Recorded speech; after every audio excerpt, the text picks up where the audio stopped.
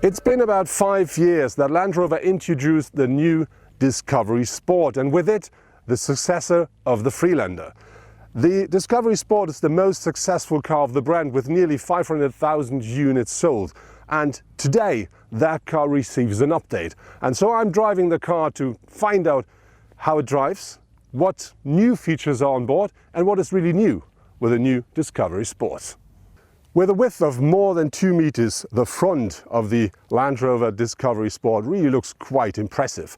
And during the facelift, the car received a new grille and a completely new front bumper. Important with the front bumper is we're driving the car in the trim level called R-Dynamics, so the most sporty version. And so we have a quite different bumper down here with a splitter. If you buy the standard car, you do have this in dark plastic and without this extra air intake here. And very important, with the facelift, the car now comes as standard with LED headlamps. You can order matrix LED if you want, but that'll cost you about 2,000 euros extra.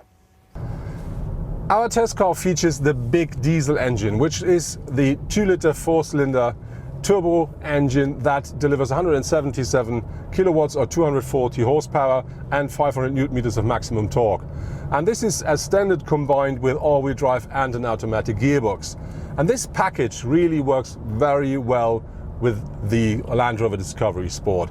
You always have the feeling of having more than enough power. You can really drive the car if you want, quite smooth and easy, and a bit more sporty if you want. And the car or the engine really works easily with this 2 tons of a vehicle.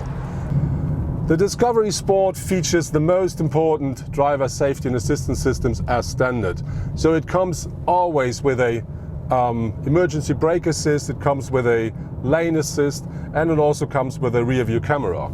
On top of this, you will always have a cruise control on board, but you can of course order a lot more, like a rear cross traffic alert, an adaptive cruise control, a park assist, and on and on. And so you can configure the car the way you want. At the rear of the Discovery Sport, you can really see how high it is. It's 1.73 meters.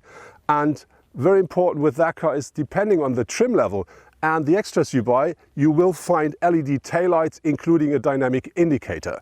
And to give our car a bit more sporty look, we do find this diffuser down here and these, let's say, fake exhausts, because we're driving the trim level R-Dynamic. That looks a bit different with a standard car. But I think that car really looks from the rear a lot like a standard Discovery, and I really do like it.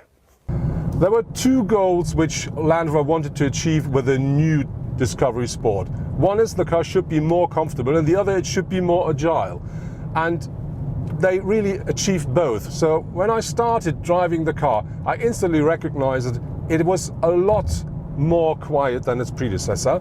And when you then drive this mountain roads here with all these tight bends and curves, you instantly feel that the car is, let's say, more solid on the road, and I think a lot better and easier to control. The interior of the Discovery Sport was lifted to a different level. So wherever you touch now, you will only find soft touch materials, no plastic at all anymore.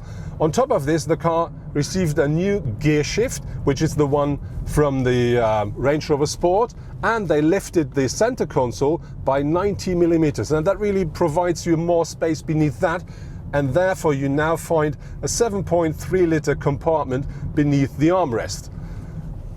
At the side you can see that the headlamps running quite into the really side of the car, and then on top we do find a very short hood and a very flat front window, as with its predecessor.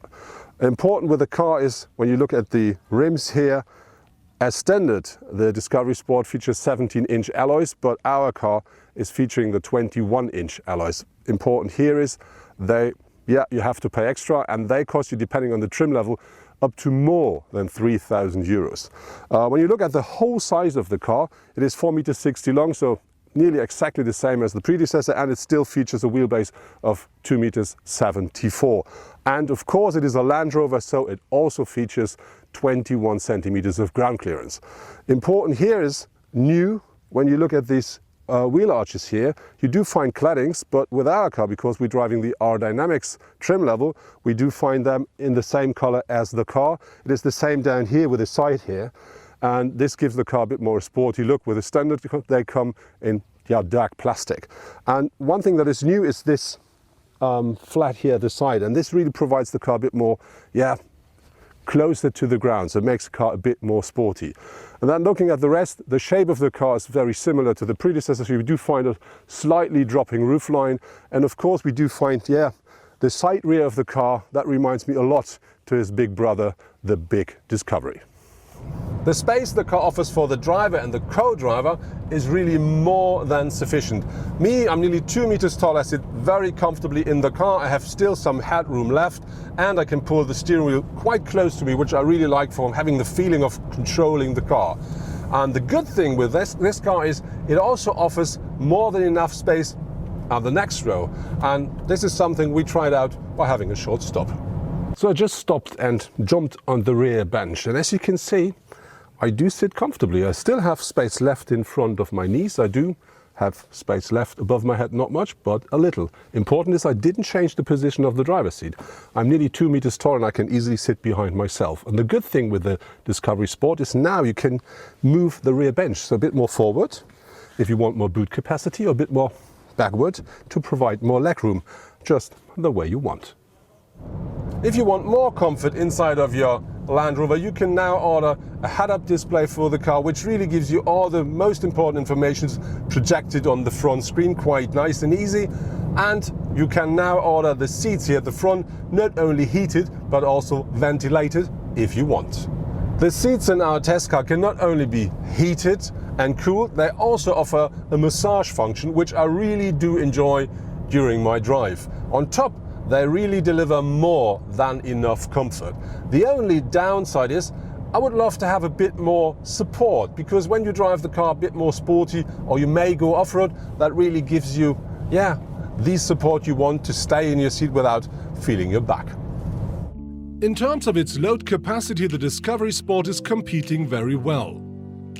Both the Mercedes GLC and the BMW X3 deliver with 550 to 1,600 liters significantly less space in the trunk in both seating configurations.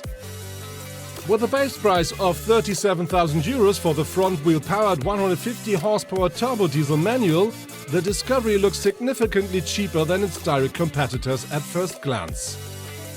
A BMW starts at €45,000 and the Mercedes GLC is even slightly more expensive. But both models offers four-wheel drive as well as an automatic transmission as standards. However, if you choose a comparable drivetrain for the Land Rover, the world looks different. The 200 horsepower petrol engine version with four-wheel drive and automatic costs from €48,900 onwards. And so it is even more expensive than the cars from Munich or Stuttgart. So I'm driving off-road with my Discovery Sport now, and the first impression I get is, it's a Land Rover. This is his place to be. The Discovery Sport is featuring the new terrain response system of Land Rover. And this is something you can really feel, which really helps you when you drive up and down off-road. Because that system delivers the torque to the wheel where it is needed most, and it can also lock the rear axle differential lock automatically when it's getting really rough. And so this is something that is more than helpful when you drive off-road with your new Discovery Sport. At the moment you can order 3 diesel and 2 petrol engines for the new Land Rover Discovery Sport, and they deliver power range between 150 up to 249 horsepower. Important is to know that all of them are 4-cylinder engines, and except the smallest diesel with 150 horsepower, which is a manual front-wheel powered car, all the others deliver as standard all-wheel drive and an automatic gearbox, and all of them are also so-called mild hybrids, which means you have a 48-volt Bose system and you do have on top a starter generator which recuperates energy. At the end of this year you can on top order a so-called 3-cylinder plug-in hybrid, which then works together with an electric engine, and that provides you a fully electric, so emission-free drive as well. Another new feature of the Discovery Sport is a system which we already know from the new Evoque. It's called ClearSight Smart View, and this is nothing different than a camera-based rear-view mirror.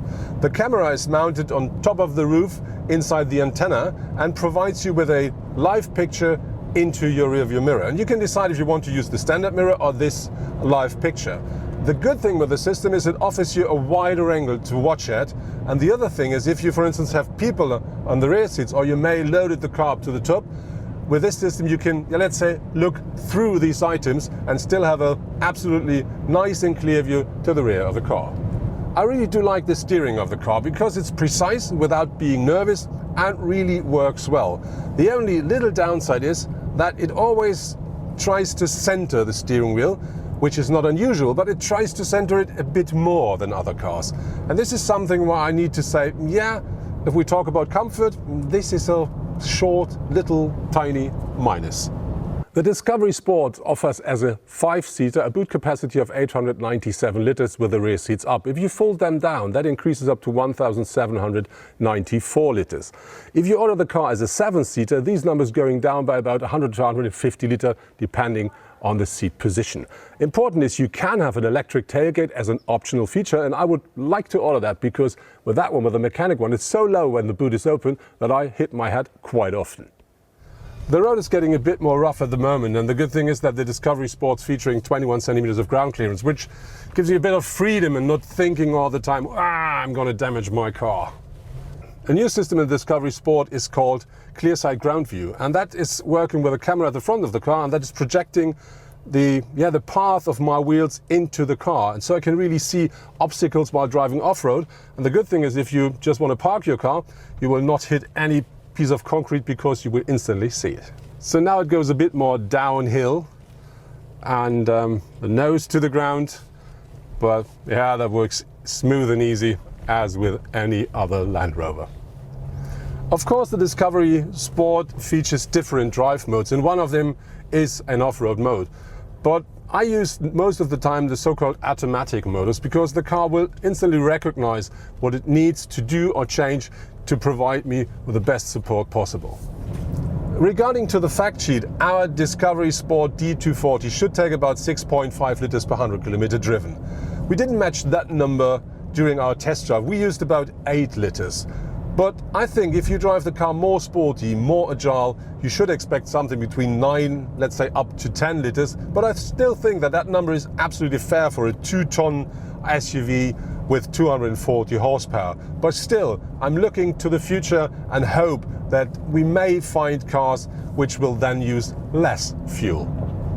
That was my first test drive with the new Land Rover Discovery Sport. It's nice to see that that car still features all the good things of the predecessor, like off-roading, very nice, and even more space than its predecessor. On top of this, it's more quiet, more comfortable, more agile, and it does feature now new engines, like all mild hybrids except the smallest one, and if you want, in the near future you can order a plug-in hybrid as well. On top of this you get new infotainment systems, loads of new assistance systems, and all of this in a revised very nice shell, and if you want, with 7 seats as an option.